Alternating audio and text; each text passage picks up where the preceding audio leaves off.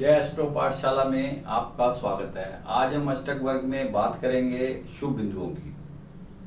अष्टक वर्ग में शुभ बिंदु कौन से होते हैं जो कि हमारी कायाकल्प कर देते हैं, जीवन को तरक्की की तरफ ले जाते हैं। उन्हें हमें अष्टक वर्ग से पता लग जाता है।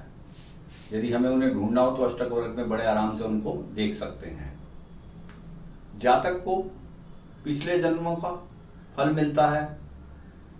फल वो मिलता है किस रूप में? सफलता के रूप में, संपन्नता के रूप में या विफलता के रूप में, किसी भी रूप में मिल सकता है। जो हमारे पिछले जन्म के कर्म हैं उसके हिसाब से हमें फल मिलता है।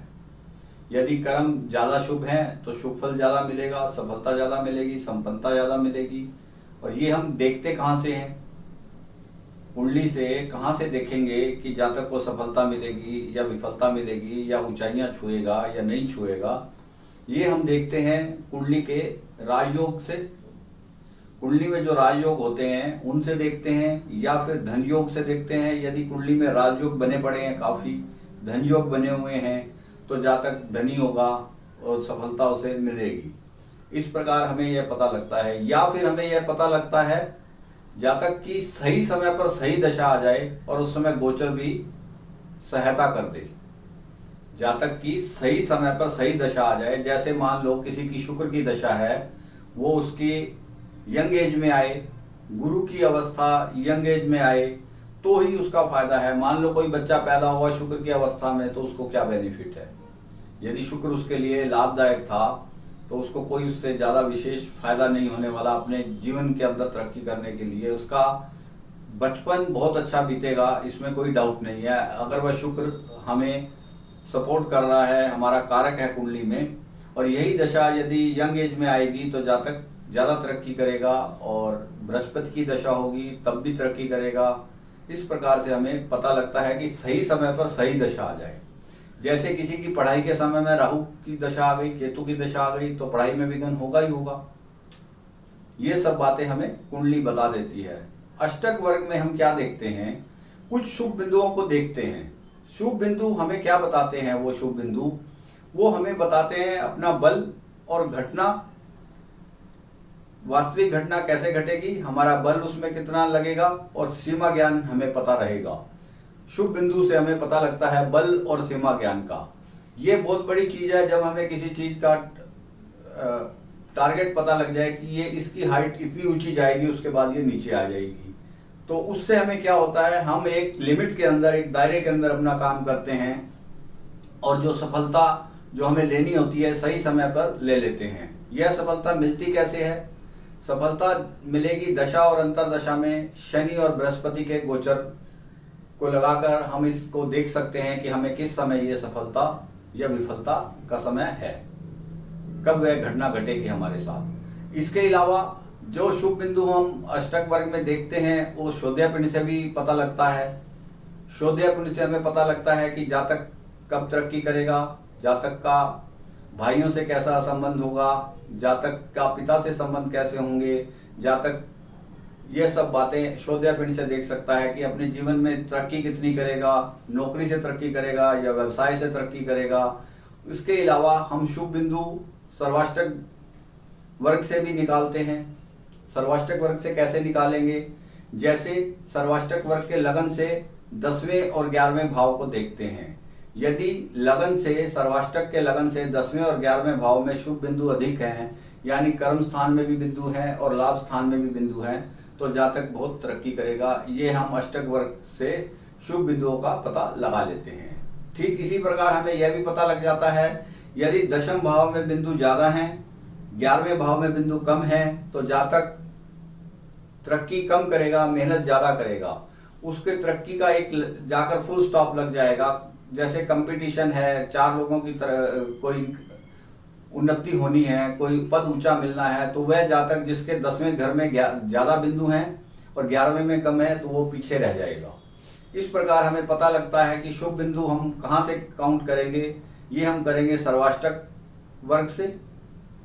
और ठीक इसी तरह यदि हमारे 11वें भाव में बिंदु ज्यादा हैं और 10वें में कम हो और हमारी कोई अप्रोच नहीं हो, हमारा कोई माई बाप नहीं हो, गॉड फादर नहीं हो, तो चाहे हम तरक्की करें देर से, लेकिन हम तरक्की जरूर करेंगे। 11वें भाव में बिंदु ज़्यादा हो तो हमारे मन की इच्छाएं पूरी होंगी और हम तरक्की अवश्य करेंगे। ये सब चीज़ें हमें बताएगा सर्वाष्टक वर्ग के बिंदु। उसके बाद आजीविका का कारक शनि होता है, जैसा हम सब जानते हैं।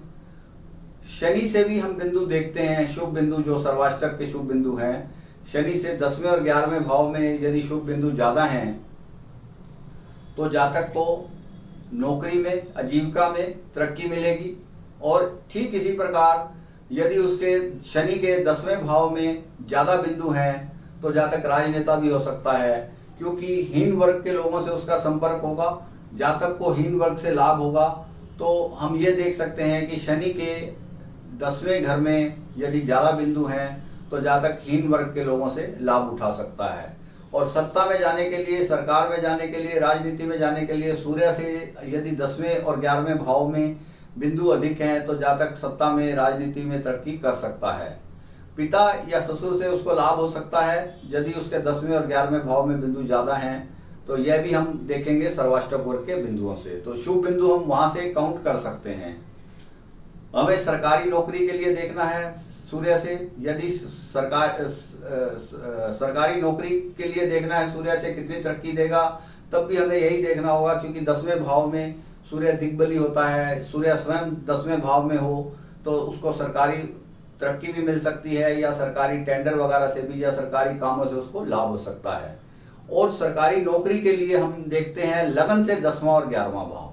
सरकारी नौकरी के लिए लगन से हम 10वां और 11वां भाव देखते हैं, या कोई उच्च अधिकारी है या कोई कर्मचारी है, अपने बल के हिसाब से उसको फल मिलता है, अपने बल के हिसाब से उसको फल मिलता है। यदि हमारे 10वें भाव में बिंदु ज़्यादा हैं, 11वें भाव में बिंदु कम हैं, तो हमें लोकप्रियता नहीं मिलेगी। फल तो मिलेगा, कर्म भी मिलेगा, ऊंचा पद भी मिलेगा, व्यवसाय भी ठीक हो जाएगा, लेकिन हमें लोकप्रियता नहीं मिलेगी यदि हमारे 11वें भाव में बिंदु कम है तो। हाँ, 11वें भाव में बिंदु कम हो और कोई राजयोग मदद कर दे, अगर कुंडली में, जैसा कि मैंने शुरू में आपको बताया था, राजयोग को देखते हैं, या दशा सही समय पर दशा आ जाए और गोचर भी मदद कर दे, तब ऐसी स्थिति में तो थोड़ी तरक्की हो सकती है। 11वें भाव में बिंदु कम होने के बावजूद भी जातक तरक्की कर सकता है। लेकिन 11वें भाव में बिंदु ज़्यादा हो, 10वें से ज़्यादा हो या वैसे ज़्यादा हो, तो जातक को वैभव मिलता है, उसकी मनोकामनाएं पूर्ण होती है, समाज में उसको सबसे सम्मान मिलता है, अपने मित्रों से उसको लाभ मिलता है। इस प्रकार की चीज़ें हम 11वें भाव से देख सकते हैं। तो आज हमने अष्टक वर्ग में समझा शुभ बिंदु क्या हैं, शुभ बिंदु हम कहाँ कहाँ से कैलकुलेट करते हैं, शुभ बिंदु हम सर्वाष्टक से कैलकुलेट करते हैं, श्रोध्या पिंड से कैलकुलेट करते हैं, और उनको प्रयोग कैसे करना है वो हम अष्टक वर्ग के फार्मूले के हिसाब से प्रयोग कर कर देखते हैं कि कौन से ग्रह से कहाँ देखना है। जैसे शनि से 10वें 11वें देखना है, सूर्य से 10वें 11वें देखना है, सरकारी कर्मचारी को लगन से 10वें 11वें देखना है। इन सब चीज़ों का ध्यान रखना अष्टक वर्ग के अंदर जरूरी हो जाता है कि हमारे शुभ बिंदु हमें कहाँ सपोर्ट कर रहे हैं, कहाँ सपोर्ट नहीं कर रहे। कई बार क्या होता है कि हमें जिस कार्य को करना नहीं है हम उसमें लग जाते हैं। तो अष्टक वर्ग हमें आगाह कर देता है कि आपको सरकार से लाभ ना होकर सरकारी काम से लाभ हो सकता है, सत्ता से लाभ हो सकता है या नहीं हो सकता, यह शुभ बिंदुओं के ऊपर डिपेंड करता है। तो इस प्रकार हम शुभ बिंदुओं को अपनी कुंडली में लगा सकते हैं या किसी की कुंडली में लगा सकते हैं और उसका रिजल्ट हमें मिल जाता है। यदि यह वीडियो आपको अच्छा लगा हो तो आप इसे शेयर करें, लाइक करें और मेरे चैनल को भी सब्सक्राइब करें, जिससे कि मेरा आने वाला वीडियो आपको सीधा मिलता रहे।